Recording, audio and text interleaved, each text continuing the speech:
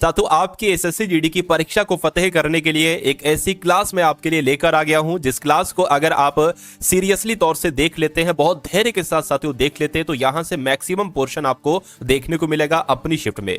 तो ये साथियों, सबसे पहले तो बहुत सारे मैंने हिंदी के सवाल लिए हैं और हिंदी से संबंधित जो जानकारी आपको दूंगा वहां से डायरेक्ट सवाल बनते हैं। और साथियों, जीके जीएस के क्वेश्चन हम लोग यहां पर देखेंगे। तो ये साथियों, आपका जो 40 प्रश्न होंगे, 20 क्वेश्चन हिंदी के, 20 question GK GS plus current affair के, ये उस पोर्शन को साथियों कंप्लीट करेगी आज की ये वीडियो। तो परीक्षा से जस्ट पहले साथियों, अगर आप ये वीडियो देख रहे हैं तो मैं कहूंगा इस पूरी वीडियो को घोल कर पी जाइएगा, क्योंकि बहुत सारे सवाल यहां से आपको डायरेक्ट देखने को मिलेंगे। तो पहला सवाल आपकी स्क्रीन पर है, कह रहे कि हमें अनाथ बच्चों की मदद करनी चाहिए, तो रेखांकित शब्द का विलोम आपको बताना है, यानी कि अनाथ का विलोम बताने। देखिए, अनाथ का मतलब पता क्या होता है साथियों? जिसके माता पिता ना हो। अगर ऐसे करके सवाल पूछ लिया जाए कि बताइए जिसके माता पिता ना हो, जिसके माता पिता ना हो, उसके लिए एक शब्द क्या होगा? तो उसको अनाथ कहा जाता है। अच्छा, इसका विलोम क्या हो जाएगा? जिसके माता पिता हो, क्या जिसके माता पिता हो उसको क्या कहा जाएगा? तो उसको साथियों सनाथ कहेंगे, अग कहेंगे, अपाहिज कहेंगे। तो मैं कहूंगा उसको सनाथ कहेंगे, यानी कि जिसके माता पिता नहीं है उसको अनाथ कहेंगे, जिसके माता पिता है उसको सनाथ कहा जाएगा।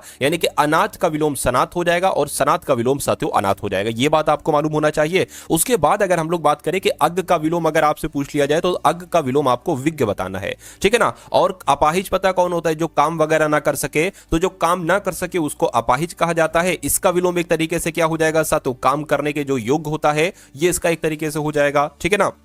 चलिए, अगले नंबर का सवाल आपकी स्क्रीन पर है। आपसे पूछा जा रहा है कि छायावाद में प्रकृति का मानवीयकरण मिलता है, रेखांकित विकल्प का सही विकल्प है।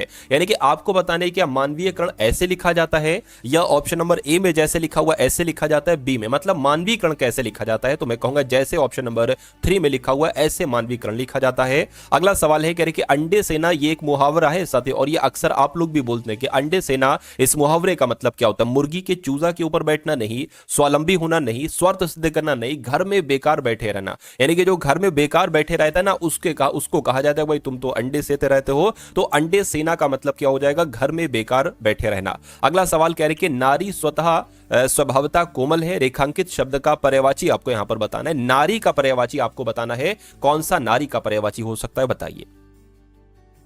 नारी का पर्यायवाची कांता तो होता है, लेकिन निशा नहीं होता है, ठीक है ना। मैं कहूंगा यहां पर जो ऑप्शन नंबर डी है ना, त्रिया और भामिनी, ये साथियों नारी के पर्यायवाची हो जाएंगे। किसके पर्यायवाची हो जाएंगे? नारी के पर्यायवाची हो जाएंगे। अच्छा, यहां पर हम बात करते हैं कि नारी के और कौन कौन से पर्यायवाची होते हैं। जैसे कि नारी की अगर बात करें तो सुंदरी कहा जाता है, नारी को सुंदरी कहा जाता है, नारी को औरत भी कहा जाता है। पर्यायवाची वाला चैप्टर आपके एग्जाम के लिए बहुत इंपॉर्टेंट है। स्त्री भी कहा जाता है, ठीक है ना। तो नारी को औरत कहेंगे, स्त्री कहेंगे, सुंदरी कहेंगे। उसके अलावा साथियों कहते नहीं अबला नारी, तो अबला भी कहा जाता है, ठीक है ना। और महिला भी कहा जाता है, महिला भी कहा जाता है, और रमणी भी कहा जाता है। क्या साथियों?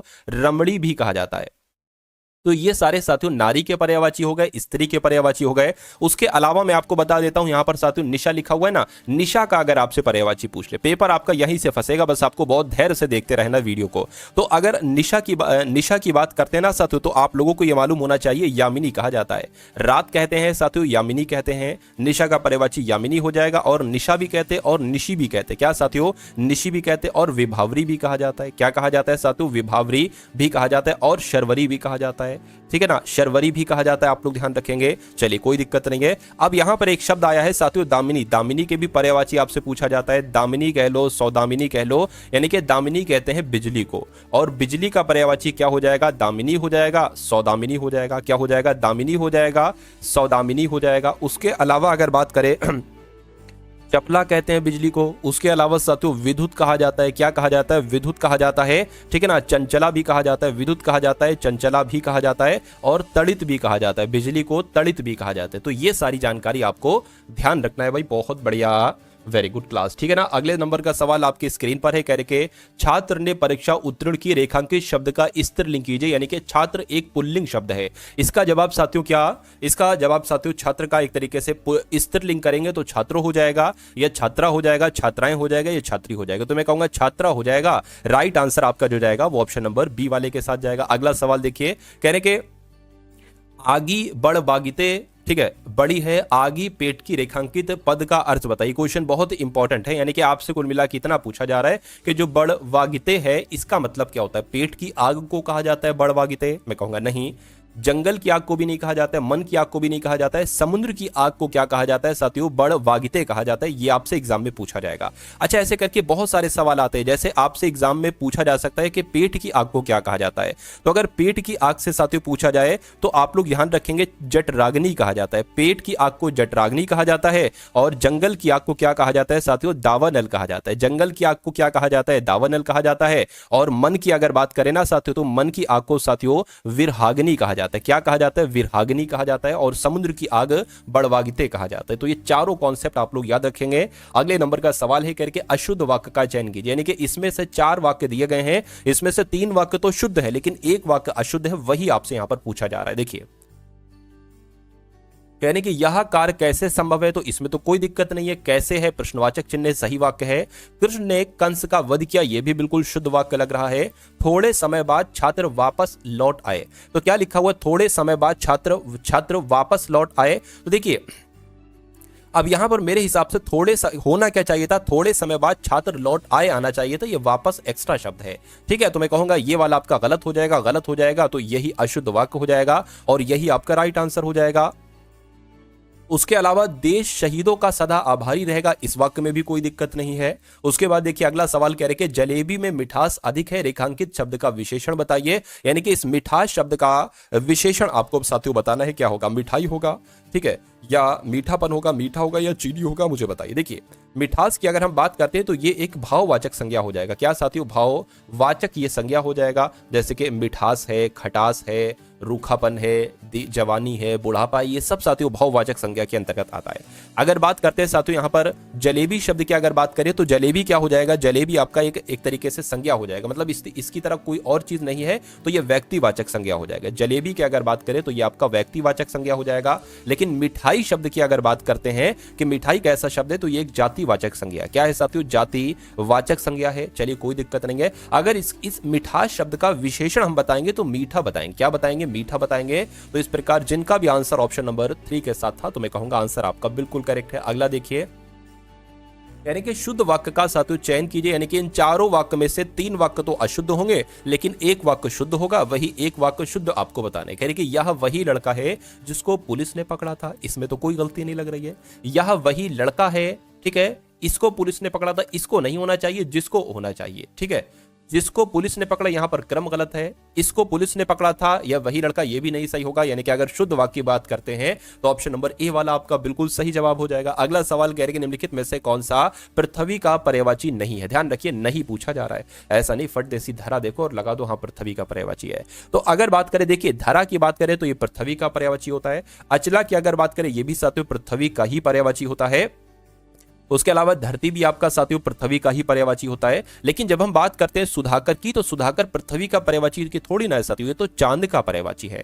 अच्छा, चांद का पर्यायवाची सुधाकर हो गया। उसके अलावा चांद का पर्यायवाची और क्या क्या होते हैं, चांद को हम लोग साथियों चंद्र भी कहते हैं, सुधाकर भी कहते हैं, चांद को साथियों विधु भी कहते हैं। हम लोग क्या कहते हैं, विधु भी कहते हैं और राकेश भी कहते हैं, ठीक है। राकेश किसी किसी का नाम होता है, उसके अलावा हिमांशु भी नाम होता है। तो ये सब जो होते हैं ना लोग, ये सब चंद्रमा के ही पर्यायवाची होते हैं। सुधांशु जो होता है ना, सुधांशु, ये भी नाम होता है साथियों, तो ये भी आपका चंद्रमा का पर्यायवाची हो जाएगा। और निशाकर भी साथियों ये चंद्रमा का पर्यायवाची हो जाएगा। तो अगर चंद्रमा का पर्यायवाची पूछा जाता है तो इसमें से आपसे यहां पर पूछ लिया जाएगा, ठीक है ना। अब यहां पर अगर साथियों हम लोग बात करते हैं, कुछ पर्यायवाची मैं आपको बता देता हूं, कुछ पर्यायवाची मैं आपको साथियों रिवीजन करवा देता हूं। पृथ्वी के पर्यायवाची तो यहां पर आप लोग साथियों याद रखेंगे ना, कौन कौन से मैंने आपको बताए। आप लोग याद रखेंगे साथियों वायु का पर्यायवाची, क्योंकि ये बहुत पूछे जाते हैं। तो वायु को क्या कहा जाता है, वायु को हवा कहा जाता है, रिवीजन करिएगा। वायु को साथियों वात कहा जाता है, और मेरे साथ पढ़ते रहिएगा। वायु को साथियों मारुत कहा जाता है। वायु की अगर बात करें साथियों तो पवमान कहा जाता है, ठीक है ना। पवन भी कहते हैं वायु को, पवमान भी कहते हैं। उसके अलावा अगर बात करें वायु की, तो वायु को बयार भी कहा जाता है। क्या साथियों, वायु को बयार भी कहा जाता है, आप लोग ध्यान रखेंगे। अच्छा, यहां पर वृक्ष की अगर बात करें कि वृक्ष के पर्यायवाची पूछे जाते हैं, तो बिल्कुल पूछे जाते हैं, ठीक है। इसको वृक्ष को साथियों क्या कहा जाता है, पेड़ कहा जाता है, ठीक है ना। उसके अलावा साथियों विटप कहा जाता है। क्या कहा जाता है, पेड़ को साथियों विटप कहा जाता है। और पादप भी कहा जाता है। क्या कहा जाता है साथियों, पादप भी कहा जाता है। और वृक्ष को साथियों तरु भी कहा जाता है। ये आप लोग यहां पर ध्यान रखेंगे, ठीक है। उसके अलावा अगर यहाँ पर हम लोग बात करते हैं, पक्षी के पर्यायवाची बहुत आपसे पूछे जाते हैं, पक्षी के पर्यायवाची आपसे बहुत पूछे जाते हैं। जैसे कि पक्षी को क्या क्या कहा जाता है साथियों, विहंग कहा जाता है। आप लोग ध्यान रखेंगे, ये रिपीट होते हैं, यही चीजें रिपीट होंगी। विहंग भी कहते हैं और विहग भी कहते हैं, दोनों बातें आप लोग को मालूम होना चाहिए। विहग भी कहते हैं और विहंग भी कहते हैं। पक्षी को साथियों पख क्या कहते हैं साथियों, खग भी कहते हैं। और पक्षी की बात करें तो पखेरु भी कहा जाता है। क्या कहा जाता है साथियों, पखेरु भी कहते हैं। और पक्षी को परिंदा भी कहा जाता है। क्या कहा जाता है, परिंदा भी कहा जाता है। और पक्षी की अगर बात करें तो पतंग भी कहा जाता है। और पक्षी को साथियों द्विज भी कहा जाता है। तो जितनी जानकारी मैंने आपको बताई है, ये आप लोगों को खास तौर से याद रखना है, क्योंकि सवाल आपका बनेगा तो यहीं से बनेगा, इससे बाहर आपके सवाल साथियों नहीं जाएंगे। उसके बाद देखिए, कह रहे कि आम के आम, आम के काम, आम के आम, गुठली के गुठली, आम के आम गुठलियों के दाम, या आम के आम फल के दाम। तो खाली जगह में कौन सा आना चाहिए, मैं कहूंगा गुठलियों के दाम होना चाहिए, यानी कि पूरा होगा आम के आम गुठलियों के दाम। ये आपका बिल्कुल सही जवाब हो जाएगा। अगला देखिए, कह रहे कि शुद्ध वर्तनी बताइए, यानी कि साथियों फुर्तीला कैसे लिखा जाता है। ये तो लिखा है फुर्तीला, गलत है, ये फुर्तीला लिखा हुआ, ये आपकी सही वर्तनी हो जाएगी और यही आपका बिल्कुल करेक्ट आंसर हो जाता है। भाई बहुत बढ़िया, वेरी गुड क्लास।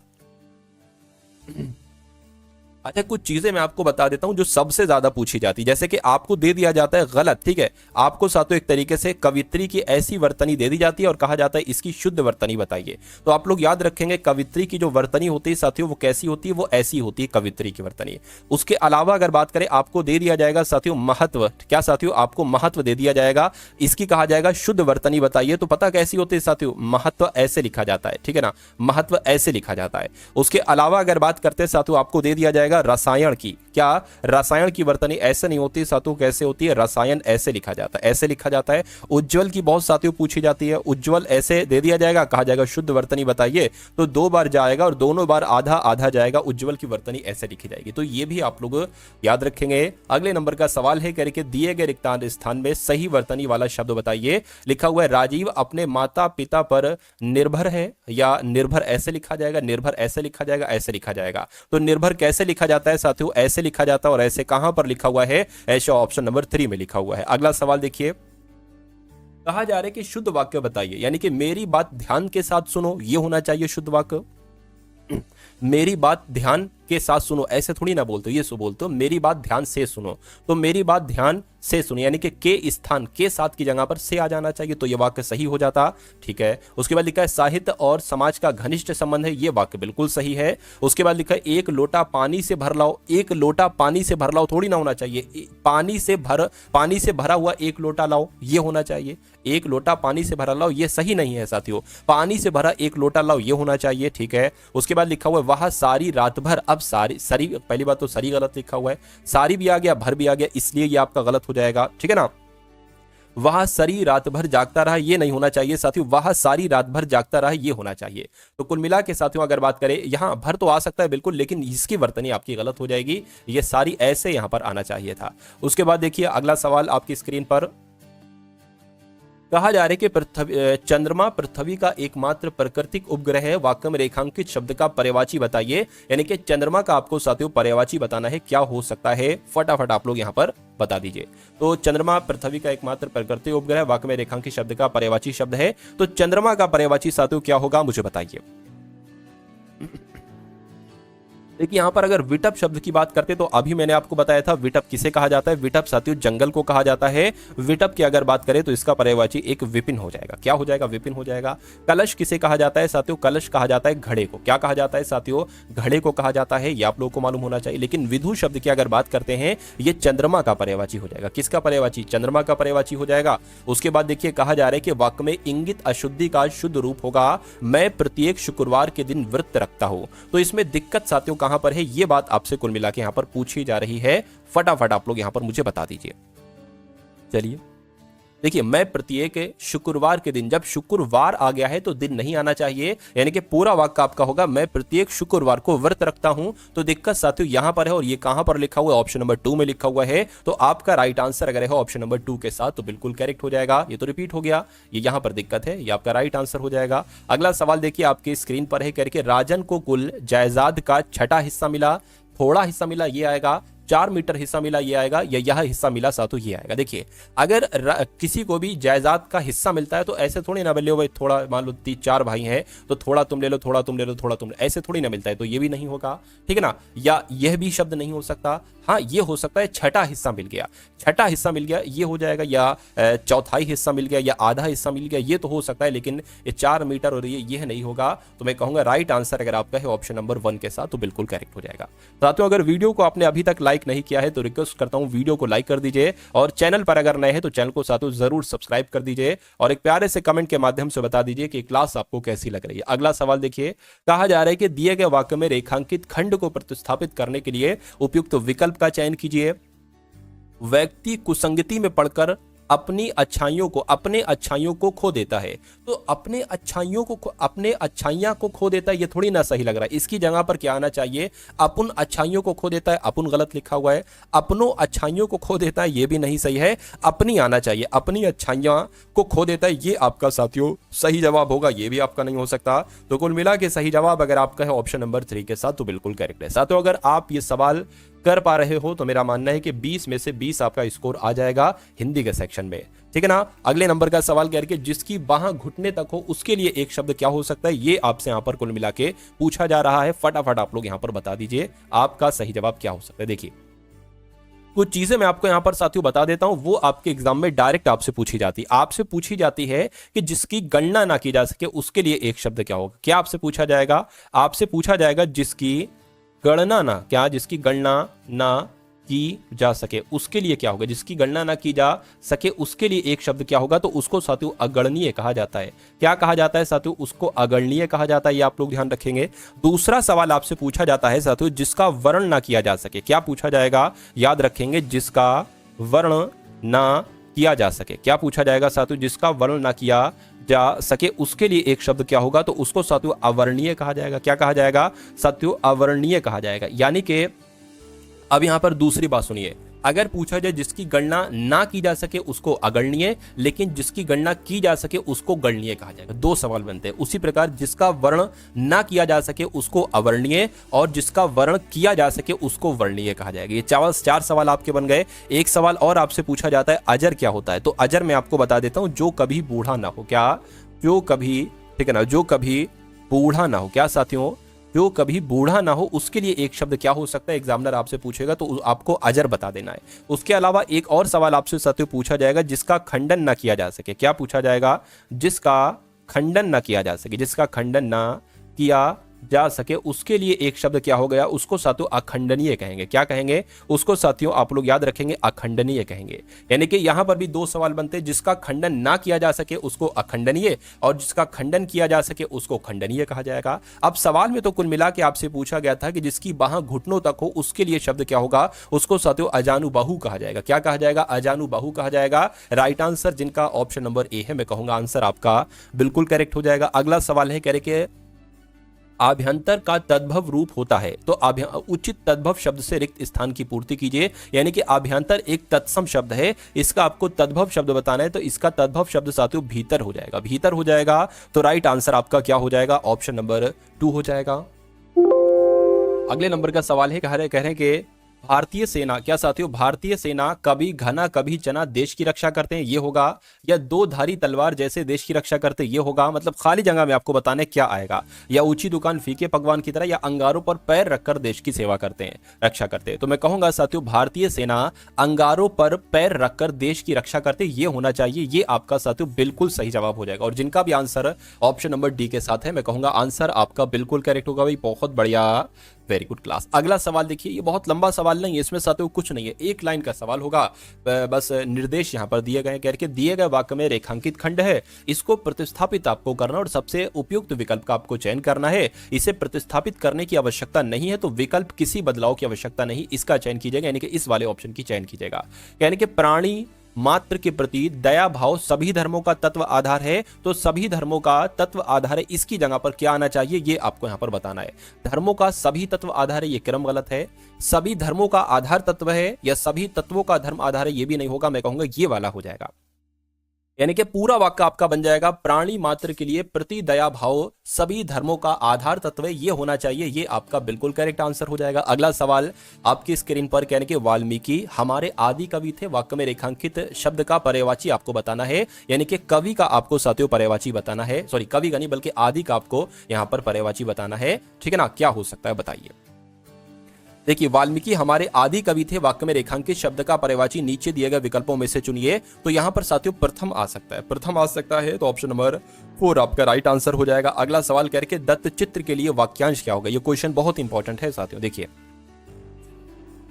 यहां पर अगर हम लोग बात करें जिसने इंद्रियों को जीत लिया हो, अगर आपसे यह सवाल पूछ लिया जाए तो उसको, उसके लिए एक शब्द क्या हो सकता है, उसको साथियों कहा जाता है जितेंद्रिय। क्या, अगर आपसे यह सवाल पूछा जाए कि जिसने इंद्रियों को जीत लिया हो उसको क्या कहा जाता है, तो उसको जितेंद्रिय कहा जाता है। उसके बाद देखिए, जिसने गुरु की दीक्षा ली हो उसको क्या कहा जाएगा, उसको दीक्षित कहा जाएगा। उसको क्या कहा जाएगा साथियों, उसको दीक्षित कहा जाएगा, आप लोग याद रखेंगे। अच्छा, उसके बाद देखिए, जिसने ऋण चुका दिया हो उसको पता क्या कहा जाता है, उसको साथियों उरण कहा जाता है। उसको क्या कहा जाता है, उसको उरण कहा जाता है, जिसने ऋण चुका दिया हो। लेकिन यहां पर अगर बात करें कि दत्तचित्त किसे कहा जाता है, तो जिसने चित्त किसी विषय में दिया हो या लगाया है। तो जिसने चित्त किसी विषय में दिया है या लगाया है उसके लिए एक शब्द क्या होगा, तो दत्तचित्त होगा। तो ये 4 आपको मैंने क्वेश्चन बताए हैं, ये आप लोग याद रखेंगे। यहां से एक सवाल आपसे पूछा जा सकता है। उसके बाद देखिए करके खाने योग्य पदार्थ, इसके लिए एक शब्द क्या होगा बताइए। तो जो खाने योग्य पदार्थ होता है उसको क्या कहा जाता है, मुझे बताइए। देखिए, यहां पर एक शब्द लिखा हुआ है खंडित। खंडित का मतलब पता क्या होता है, जो कई जगह से टूटा हो। क्या साथियों, जो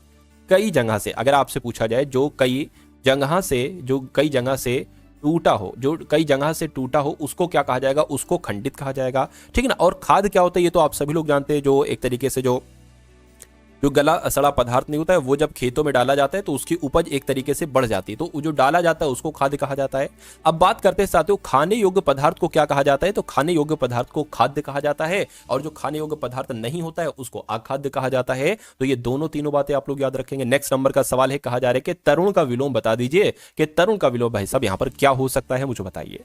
तो तरुण का विलोम साथियों, देखिए तरुण का मतलब क्या होता है, तरुण का मतलब होता है जवान व्यक्ति, यानी कि तरुण का मतलब होता है साथियों युवा व्यक्ति। तो इस युवा व्यक्ति का विलोम क्या हो जाएगा, वृद्ध, अजर, दानव या साथियों सज्जन। ये आपसे यहां पर पूछा जा रहा है। चलिए देखिए, सज्जन का अगर आपसे विलोम पूछा जाए तो आपको दुर्जन बताना है। सज्जन का विलोम क्या होता है, दुर्जन होता है। दानव का विलोम क्या होता है साथियों, मानव होता है। दानव का विलोम मानव भी होता है और दानव का विलोम साथियों देव भी होता है। दोनों बातें आप लोग याद रखेंगे। अजर का विलोम साथियों क्या होता है, अजर का विलोम साथियों जरा होता है। अजर का विलोम जरा होता है। लेकिन अगर बात करें तरुण का विलोम क्या हो जाएगा, तो वृद्ध हो जाएगा। दिए गए वाक्य में रेखांकित खंड को प्रतिस्थापित करने के लिए उचित विकल्प का चयन कीजिए, यानी कि जब कुछ सुना ही ना हो उस पर यकीन कैसे किया जाए। तो सुना ही ना हो, इसके लिए एक शब्द साथियों क्या हो सकता है, मुझे बताइए। अनहोनी कहेंगे, अश्रव्य कहेंगे, अनकही कहेंगे, अदृश्य कहेंगे। ठीक है, देखिए जो देखा ना गया हो उसको अदृश्य कहा जाएगा। ठीक है, श्रव्य का मतलब जो सुना गया हो, लेकिन अश्रव्य का मतलब क्या हो जाएगा, जो सुना ही ना गया हो। तो कुल मिला के सही जवाब अगर आपका है ऑप्शन नंबर 2 के साथ, तो मैं कहूंगा आपका आंसर बिल्कुल करेक्ट हो जाता भाई। बहुत बढ़िया, वेरी गुड क्लास। चलिए नेक्स्ट नंबर का सवाल देखिए, अगर बात करते हैं साथियों अनकही का मतलब क्या होता है, जो बिना कहा हुआ। ठीक है, बिना कहा हुआ को क्या कहा जाता है, अनकही कहा जाता है। अगला सवाल, इनमें से कौन गंगा शब्द का पर्यायवाची नहीं है। तो गंगा का पर्यायवाची साथियों कौन सा नहीं है, ये आपसे कुल मिला के यहां पर पूछा जा रहा है। देखिए, गंगा का पर्यायवाची जाह्नवी है, गंगा का पर्यायवाची त्रिपतगा है, लेकिन सुभद्रा ये साथियों गंगा का पर्यायवाची थोड़ी ना है। ये एक तरीके से अंबा का पर्यायवाची हो जाएगा। क्या ये अंबा का पर्यायवाची हो जाएगा, इसका पर्यायवाची चंडिका हो जाएगा। ठीक है ना, यानी कि सुभद्रा का पर्यायवाची अगर पूछा जाए तो अंबा बताना है, चंडिका बताना है, जगदंबा बताना है। क्या बताना है साथियों, जगदंबा बताना है। उसके अलावा कल्याणी बताना है। क्या बताना है साथियों, कल्याणी बताना है। ये आप लोग ध्यान रखेंगे। और कालिका बताना है। क्या बताना है, कालिका बताना है। तो इतने पर्यायवाची सुभद्रा के हो गए, ये आप लोग याद रखें। और गंगा का पर्यायवाची कौन सा नहीं है, तो सुभद्रा गंगा का पर्यायवाची नहीं है। ठीक है ना, ये बात आप लोग यहां पर ध्यान रखेंगे, याद रहेगा आप लोग को। चलिए अच्छा, गंगा शब्द के और कुछ पर्यायवाची हम लोग देख लेते हैं। जैसे कि गंगा को अलकनंदा कहा जाता है। क्या कहा जाता है, अलकनंदा किसे कहा जाता है, गंगा को ही अलकनंदा कहा जाता है। उसके अलावा ध्रुव नंदा भी कहा जाता है। क्या साथियों, ध्रुव नंदा भी कहा जाता है गंगा को। ये भी आप लोगों को यहां पर मालूम होना चाहिए भाई। बहुत बढ़िया, वेरी गुड क्लास। चलिए नेक्स्ट नंबर का सवाल यहां पर हम लोग देख लेते हैं। कहा जा रहा है कि निम्नलिखित में से अशुद्ध वाक्य बताइए। तो इसमें से 4 वाक्य आपको दे रखे, 3 वाक्य शुद्ध होंगे, 1 वाक्य अशुद्ध होगा। इस अशुद्ध वाक्य वाले का आपको साथियों यहां पर चयन करना है, बताइए। यानी कि वे सच्चे इंसान थे, ये शुद्ध वाक्य है। अधिकतर लोगों का यही विचार है, ये भी शुद्ध वाक्य है। इस समय 5 बजा है, इस समय 5 बजा है, ये नहीं होना चाहिए। इस समय 5 बजे हैं, क्या होना चाहिए? इस समय 5 बजे हैं, ये होना चाहिए कुल मिला के। तो मैं कहूंगा इस वाले वाक्य में दिक्कत है, दिक्कत है यानी कि अशुद्धि है, अशुद्धि है, तो यही आपका राइट आंसर हो जाएगा। और हमें परस्पर सहयोग करना चाहिए, ये वाक्य भी बिल्कुल सही हो जाएगा। अगले नंबर का सवाल आपके स्क्रीन पर है, देखिए और बताइए सही जवाब आपका क्या होगा। कह रहे कि ढोल के अंदर पोल, कहावत का अर्थ क्या हो सकता है बताइए। दिखावा कुछ और गुण कुछ नहीं, ये होगा। अवकाश से बढ़कर सपने देखना, ये कहीं ठौर ठिकाना नहीं, या मूर्ख व्यक्ति शेखी भगाता है। तो मैं कहूंगा ढोल के अंदर पोल का मतलब होता है दिखावा कुछ और गुण कुछ नहीं। तो इसलिए सही जवाब अगर आपका ऑप्शन नंबर 1 है तो बिल्कुल सही हो जाएगा। अगला सवाल देखिए, यानी कि देश विदेश से घूमने वाले कश्मीर पहुंचे, तो देश विदेश से घूमने वाले को क्या कहा जाता है? देश विदेश से घूमने वाले को क्या कहा जाता है? यात्री कहेंगे, भीड़ कहेंगे, पर्यटक कहेंगे, या साथियों घुमक्कड़ कहेंगे? ये बात आपसे कुल मिला के यहां पर पूछी जा रही है, मुझे बताइए। चलिए, तो यहां पर अगर बात करें, अगर आपका जवाब साथियों पर्यटक है तो मैं कहूंगा बिल्कुल करेक्ट हो जाएगा। यानी कि देश विदेश से घूमने वाले जो होते हैं इनको पर्यटक कहा जाता है, ठीक है ना। चलिए, उसके अलावा अगर एक शब्द आपसे पूछ लिया जाए, क्या साथियों अतुलनीय का मतलब क्या होता है? अतुलनीय, क्या साथियों अतुलनीय? ऐसे थोड़ी ना पूछा जाएगा सवाल, आपसे ऐसे पूछा जाएगा जिसकी तुलना ना हो सके। क्या आपसे पूछा जाएगा? आपसे पूछा जाएगा जिसकी तुलना ना हो सके, जिसकी तुलना ना हो सके उसके लिए एक शब्द बताइए। तो आपको क्या बता देना है? आपको अतुलनीय बता देना है, ठीक है ना। एक और आपसे पूछा जाएगा, मैं आपको बता देता हूं, केवल फल खाकर जो रहता है, क्या साथियों?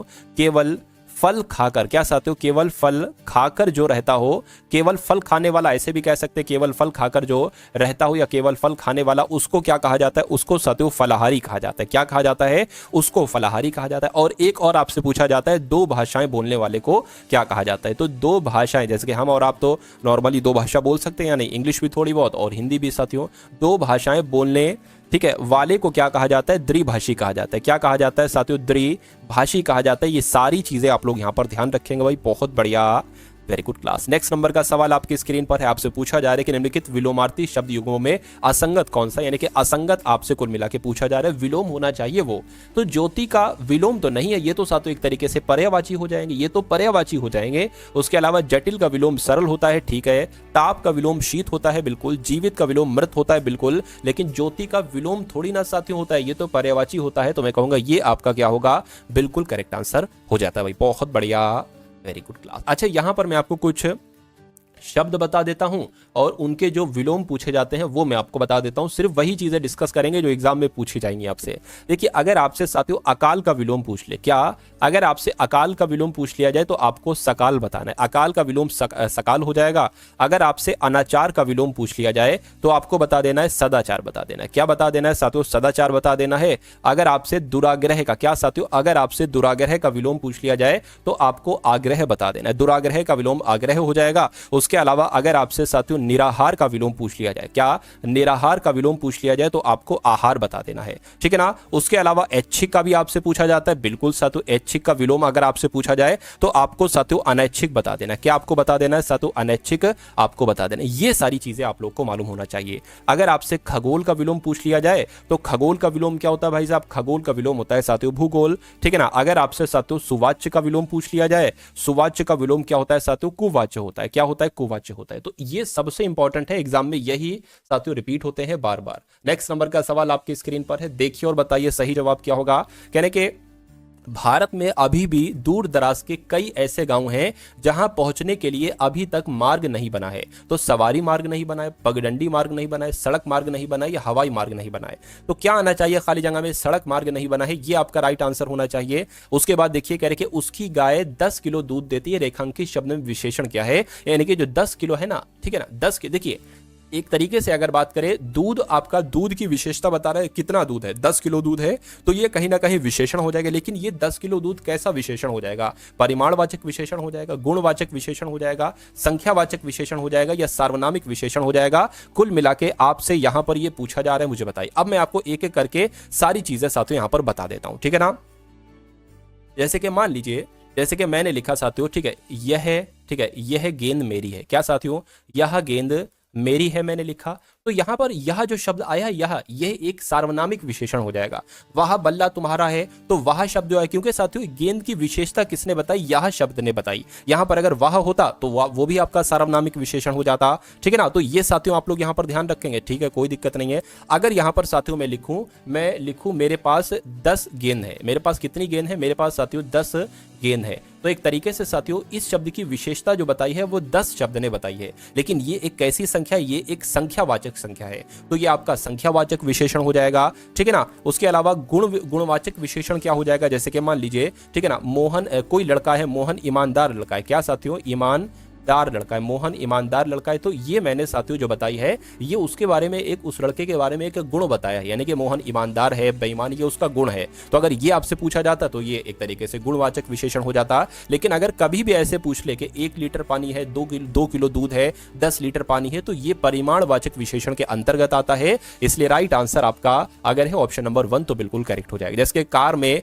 5 लीटर पेट्रोल डलवा लिया, तो 5 लीटर की अगर बात करें तो ये परिमाणवाचक के अंतर्गत आ जाएगा, ये आपको मालूम होना चाहिए। यानी कि जो भी नाप तौल से संबंधित चीजें होती हैं वो परिमाणवाचक के अंतर्गत होती है। अगला सवाल आपकी स्क्रीन पर देखिए, कहने के दिए गए वाक्य का वो भाग याद करिए जिसमें कोई त्रुटि है। मैं तुम्हारी मदद कर सकता हूं बशर्ते कि तुम मेरा कहा मानो। क्या, बशर्ते के तुम मेरा कहा मानो। तो दिए गए वाक्य का वह भाग याद कीजिए जिसमें कोई त्रुटि है। चलिए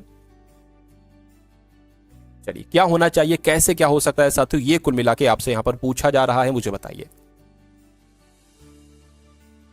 देखिए, मैं तुम्हारी मदद कर सकता हूं बशर्ते के, तो देखिए बशर्ते तुम मेरा कहा मानो, ये होना चाहिए, ये के यहां पर एक्स्ट्रा आ गया है, तो मैं कहूंगा दिक्कत कहां पर है, दिक्कत यहां पर है, तो यही आपका राइट आंसर हो जाएगा। अगला सवाल देखिए, कह रहे कि वही अपराधी है, रेखांकित शब्द का विलोम बताएं, यानी कि अपराधी का आपको विलोम बताना है। अपराधी का विलोम क्या होगा साथियों, बताइए। अगर बात करते हैं साथियों कसूरवार शब्द की, तो कसूरवार का अगर आपसे विलोम पूछ लिया जाता तो आपको बताना है साथियों बेकसूर, यानी कि कसूरवार का विलोम क्या हो जाएगा, बेकसूर हो जाएगा। इसको साथियों निर्दोष भी कह सकते हैं, यानी ठीक है ना, कसूरवार को निर्दोष भी कहा जा सकता है। दोषी की अगर बात करें, अगर यहां पर दोषी शब्द की बात करें कि भाई साहब दोषी शब्द का विलोम क्या होगा, तो दोषी शब्द का विलोम भी निर्दोष ही होता है। दोषी का विलोम भी निर्दोष होता है। लेकिन अगर अपराधी शब्द की बात करें तो इसका विलोम निरपराध हो जाएगा। क्या हो जाएगा, निरपराध हो जाएगा। और कुख्यात के विलोम की अगर बात करें तो कुख्यात का विलोम क्या होता है, प्रख्यात होता है। क्या होता है साथियों, प्रख्यात होता है। अगला सवाल देखिए, कहा जा रहा है कि जो लोग समय का ख्याल नहीं करते उनकी जाती है, ठीक है, उनकी, यहां पर साथियों खाली जगह है, उनकी शिकायत की जाती है, उनकी तारीफ की जाती है, उनकी निंदा की जाती है, उनकी प्रशंसा की जाती है। तो जो लोग समय का ख्याल नहीं रखते उनकी तो निंदा ही की जाएगी, ठीक है ना। निंदा का मतलब पता क्या होता है, बुराई करना। निंदा का मतलब क्या होता है साथियों, बुराई करना, और उनकी बुराई ही की जाती है जो लोग साथियों समय की परवाह नहीं करते, समय की कदर नहीं करते। उसके बाद देखिए, तू डाल डाल मैं पात पात, इसका मतलब क्या होता है, दोनों विद्वान, दोनों मूर्ख, दोनों चालाक या दोनों तत्वज्ञ। तो मैं कहूंगा तू डाल डाल मैं पात पात, यानी कि दोनों की बात चल रही है, दोनों चालाक है यहां पर। उसके बाद देखिए, कहा जा रहा है कि पानी फाउंडेशन के संस्थापक प्रसिद्ध भारतीय व्यक्ति हैं। तो अब साथियों आपके यहाँ पर जीके जीएस के क्वेश्चन से स्टार्ट हो चुके हैं। आपने तकरीबन 39 सवाल देखे हिंदी के, और अब आप लोग साथियों देखेंगे जीके के। जीके के सिर्फ वही साथियों मैंने यहाँ पर टॉप लेवल के क्वेश्चंस लिए हैं जो आपको आपके एग्जाम में साथियों 100% देखने को मिलेंगे। तो बहुत अच्छे तरीके से पूरे धैर्य के साथ इन सभी सवालों को आप लोग देखिएगा। अगर आपसे एग्जाम में पूछा जाए पानी फाउंडेशन के संस्थापक कौन है, तो आमिर खान जो है ना वो पानी फाउंडेशन के संस्थापक हैं। अगला देखिए, कह रहे इंडिगो एयरलाइंस के सह संस्थापक कौन है, तो राहुल भाटिया की अगर बात करें, राहुल भाटिया इंडिगो एयरलाइंस के संस्थापक हैं। राइट आंसर आपका डी होगा। उसके बाद देखिए, दुनिया के किस पर्वत में दुनिया की सबसे ऊंची मोटर योग्य सड़क है, तो डोंगरीला की अगर बात करें तो डोंगरीला जो पर्वत है ना, यहां पर दुनिया की सबसे ऊंची मोटर योग्य सड़क है, ये आपको यहां पर मालूम होना चाहिए। नेक्स्ट नंबर का सवाल है, कहा जा रहा है कि मछली में उपस्थित राइबोफ्लेविन को निम्न में से किस रूप में जाना जाता है, तो साथियों B2 के रूप में जाना जाता है, ठीक है ना, B2 के रूप में जाना जाता है, ये आपको यहां पर मालूम होना चाहिए। अगले नंबर का सवाल है, कहा जा रहा है कि तलातल घर एक ऐतिहासिक स्मारक है, बिल्कुल, जो निम्नलिखित में से किस राज्य में स्थित है, तो जो तलातल एक स्मारक है ना, ये असम में स्थित है। ये कहां पर स्थित है साथियों, ये असम में स्थित है, ये आप लोगों को यहां पर मालूम होना चाहिए भाई। बहुत बढ़िया, वेरी गुड क्लास। उसके बाद देखिए अगला सवाल कह रहे कि तय्यम निम्नलिखित में से किस राज्य का एक लोकप्रिय नृत्य है। तो ये तय्यम की अगर बात करें ये साथियों केरल में किया जाता है। कहां पर किया जाता है तय्यम लोक नृत्य, ये साथियों केरल में किया जाता है। उसके बाद देखिए अगला सवाल कह रहे कि राष्ट्रीय खाद्य सुरक्षा अधिनियम निम्नलिखित में से किस वर्ष में पारित किया गया। तो 2013 की अगर बात करें 2013 में ही राष्ट्रीय खाद्य सुरक्षा अधिनियम पारित किया गया। राइट आंसर आपका 2 हो जाता है। अगला देखिए कहा जा रहा है कि भारतीय इतिहास के मध्यकाल के कवि तुलसीदास ने रामचरितमानस को किस भाषा में लिखा था। ये तो बात सही है कि तुलसीदास के द्वारा ही रामचरितमानस को लिखा गया था, लेकिन किस भाषा में लिखा था। तो अवधी भाषा में लिखा था। किस भाषा में साथियों, अवधी भाषा में लिखा था। उसके बाद देखिए यानी कि प्राकृतिक प्रक्रिया के माध्यम से एक वस्तु का उत्पादन भारतीय अर्थव्यवस्था के किस क्षेत्र से संबंधित गतिविधि है। तो ये प्राथमिक क्षेत्र से संबंधित गतिविधि है। सही जवाब आपका ऑप्शन नंबर 4 हो जाएगा। उसके बाद देखिए कह रहे कि राजकोषीय नीति निम्नलिखित में से किस अर्थशास्त्री द्वारा दिए गए आर्थिक सिद्धांत पर आधारित है। तो आप लोगों को मालूम होना चाहिए जो राजकोषीय नीति है ये जॉन मेनॉर्ड कीन्स के द्वारा दिए गए आर्थिक सिद्धांत पर आधारित है। ये क्वेश्चन साथियों इंपॉर्टेंट है, आपके एग्जाम में आएगा। अगला सवाल देखिए कहा जा रहा है आपसे कहा जा रहा है साथियों अजादिरचटा इंडिका भारतीय उपमहाद्वीप में पाए जाने वाले किस हरे भरे पेड़ का वनस्पति नाम है। तो ये साथियों मार्गोसा के पेड़ का वनस्पति नाम है। ये इंपॉर्टेंट क्वेश्चन है, आप लोग याद रखेंगे। अगला सवाल देखिए कह रहे के कहा जा रहा है साथियों 7वीं शताब्दी के प्रारंभ के साथ थानेश्वर और कन्नौज के सिंहासन पर कौन बैठा था। तो कौन बैठा था साथियों, हर्षवर्धन बैठे थे। कौन बैठे थे साथियों, थानेश्वर और कन्नौज के सिंहासन पर कौन बैठे थे, हर्षवर्धन बैठे थे। अगला सवाल देखिए कहा जा रहा है कि हरेली का त्योहार निम्नलिखित में से किस राज्य में मनाया जाता है। तो हरेली का त्योहार कहां पर मनाया जाता है साथियों, छत्तीसगढ़ में मनाया जाता है। छत्तीसगढ़ में ही हरेली का त्योहार मनाया जाता है। राइट आंसर आपका ऑप्शन नंबर 2 हो जाएगा। अगला सवाल देखिए कि निम्नलिखित में से कौन सी दक्षिण भारत की सबसे लंबी नदी है। तो दक्षिण भारत की सबसे लंबी नदी है। तो दक्षिण भारत की सबसे लंबी नदी तो गोदावरी नदी है। कौन सी साथियों, गोदावरी नदी है। ये भी आप लोगों को मालूम होना चाहिए। अगला सवाल देखिए यानी कि भारत में फ्रांसीसी उपनिवेश की राजधानी क्या थी। तो भारत में फ्रांसीसी उपनिवेश की राजधानी क्या थी, पांडिचेरी थी। क्या थी साथियों, पांडिचेरी थी। अगला सवाल कह रहे कि दिए गए विकल्पों में से कौन सी बीमारी सुअर से फैलती है।